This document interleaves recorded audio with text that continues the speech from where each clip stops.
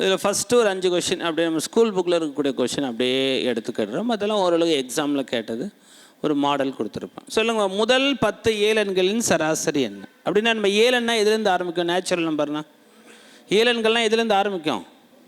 1லேருந்து ஆரம்பிக்கும். 0லேருந்து ஆரம்பித்தா அந்த எண்கள் என்னன்னு சொல்லணும்? முழு எண்கள், ஹோல் நம்பர்ஸ்ன்னு சொல்லுவாங்க. மைனஸ்லேருந்து ப்ளஸ்ன்னு வந்தால் அந்த எண்களை என்ன சொல்லுவாங்க? அது இன்டீஜர்ஸ். ஓகேங்களா? தமிழில் முழுக்கள் அப்படின்னு சொல்லுவாங்க. முழு எண்கள் வேறு, முழுக்கள் வேறு. முழு எண்கள்னால் என்னப்பா? 0லேருந்து ஆரம்பித்தா முழு எண்கள், 1லேருந்து ஆரம்பித்தா அந்த எண்கள் என்னப்பா? ஏழெண்கள். ரைட்டா? மைனஸ்லேருந்து ப்ளஸ் வர வந்தால் அந்த எண்களை என்னப்பா சொல்லுவாங்க? முழுக்கள். ரைட்டா? அது பார்த்து வச்சுங்க. ரைட்டா? சரிப்பா. அப்போது முதல் 10 ஏழெண்களின் சராசரி என்ன? அப்போ இதாம்மா கேள்வி. 1 2 3 அப் டு 10. ஷார்ட்டாக இதுக்கு என்னப்பா சொல்லி கொடுத்தோம்? கண்டினியூஸாக வந்தால் அவ்வளோதான். n+1/2 இல்லை first number plus last number by 2. ரைட்டா? அப்போ ஃபஸ்ட் நம்பர் 1, லாஸ்ட் நம்பர் 10, ரெண்டுத்தையும் கூட்டி பை 2 பண்ணுங்க. அப்போ என்னப்பா ஆன்சர்? அவ்வளோதான்ப்பா, முடிஞ்சு போச்சுப்பா. நீங்கள் சொன்ன மாதிரி ஃபார்முலா n+1/2ன்னு சொல்லலாம். இல்லை இது கூட ஞாபகம் வச்சு, இது ஈஸியாக இருக்கும். a+l/2. ஏன்னா முதல் எண், எல்லுனா கடைசி எண் பை 2.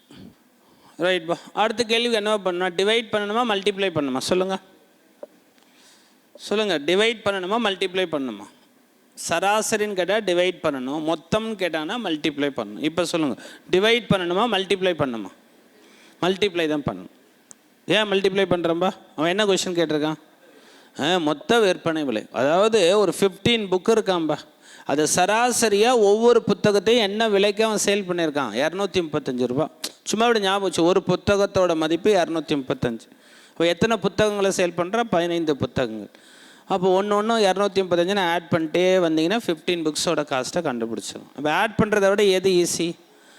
அப்போ மல்டிப்ளை பண்ணுறது. ஒரு புத்தகம் 235னா 15 புத்தகங்களோட மொத்த மதிப்பு என்ன? இந்த டைப் தான் கேட்குறோம். அப்போ ஃபார்முலா என்னப்பா சொன்னால், டோட்டல் கேட்டால் உங்களுக்கு என்ன சொன்னோம் ஞாபகம் இருக்கா? சராசரியும் எண்ணிக்கையும் பெருக்கணும். ரைட்? அப்போ சராசரியும் எண்ணிக்கைன்னா ஷார்ட்டாக என்னன்னு எழுதுங்க, அவ்வளோதான். அப்போ 235 15ஆல் பெருக்குனா என்ன வருது பார்த்து சொல்லுங்கப்பா. அவ்வளோதான். நீங்கள் ஷார்ட்டாக இப்படி கூட எழுது. ஏன் கேல்குலேட்டர்லாம் 235 10ஆல் பெருக்குனா ஒரு 0 போடுங்க, 2350. ரைட்டா? கேல்குலேட்டர் யூஸ் பண்ணுங்க. எக்ஸாமில் யாருன்னா கேல்குலேட்டர் கொடுப்பாங்களா? ரைட்டா? ரைட்டுப்பா. இது வந்து ஷார்ட்டாக என்ன பண்ணிட்டேன்? 10ஆல் பெருக்கிட்டேன்.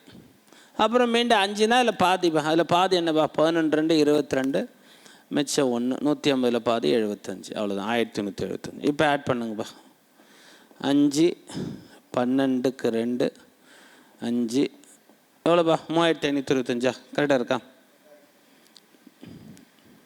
கேல்குலேட்டர் தட்டினீங்களாப்பா? இதான் ஆன்சர் இருந்துச்சு. ரைட்பா. கேல்குலேட்டர் யூஸ் பண்ணாதீங்க. ரைட்டாக தப்பு நீங்களே செக் பண்ணுங்கள். நம்ம எக்ஸாமில் யாரும் கேல்குலேட்டர் கொடுக்க மாட்டாங்க. ப்ராக்டிஸ் வரும், அப்போ தான். தப்பாக இருந்தாலும் பரவாயில்ல, ட்ரை பண்ணுங்கள். ரைட்டாப்பா? சரிப்பா. அப்போட மொத்த விற்பனை விலை இதான்பா, 3525 ரூபாய் அப்படின்னு கண்டுபிடிச்சிட்டோம்.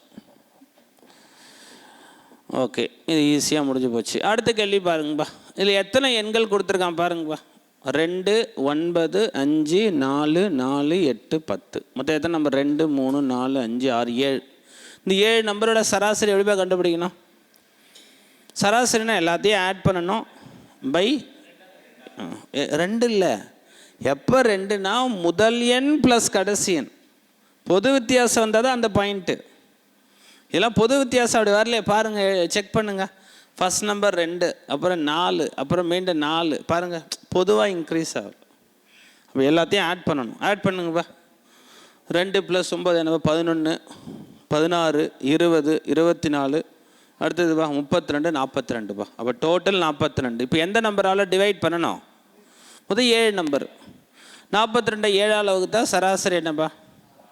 அவ்வளோதான்ப்பா. சராசரினா டோட்டல் பை எண், மொத்தம் பை எண்ணிக்கை. முதல் எண் ப்ளஸ் கடைசி எண் பை 2 நம்ம எப்போ தான் சொல்லணும் அப்படின்னா, பொது வித்தியாசம் ஒரே மாதிரி சீராக இன்க்ரீஸ் ஆகும். அப்போ தான் முதல் எண் ப்ளஸ் கடைசி எண் பை 2. அப்போ தான் n+1/2. ரைட்பா. ஸோ மைனஸ்லேருந்து ப்ளஸ் வர வந்தால் அந்த நம்பரை என்னப்பா சொல்லணும்னு சொன்னோம்? முழுக்கள். பாரு, கேள்வி அதானே ஆரம்பிக்கலாம். முழுக்களான -10க்கும் +10க்கும் இடையே உள்ள எண்களின் சராசரி என்ன? ஓகேவா? மொத்தம் எத்தனை நம்பர்னா அதெல்லாம் சொல்ல, அதெல்லாம் வேண்டாம்.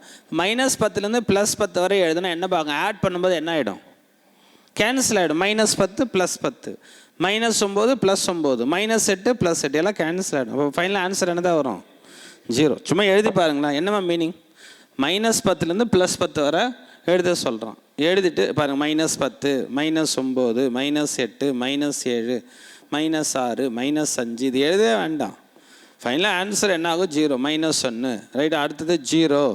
அடுத்து என்ன எழுதுனா 1 2 3 4 5 இதெல்லாம் எழுத போகிறீங்க. இதெல்லாம் ஆட் பண்ணால் என்னமா ஆகிடும்? மைனஸும் ப்ளஸ்ஸும் அதே வேல்யூ அப்படியே இது கேன்சல் ரைட்டா? ஃபைனலாக என்ன தான் வரும்? ஆட் பண்ண 0. அவ்வளோதான். அப்போ இதுக்கான சராசரி 0.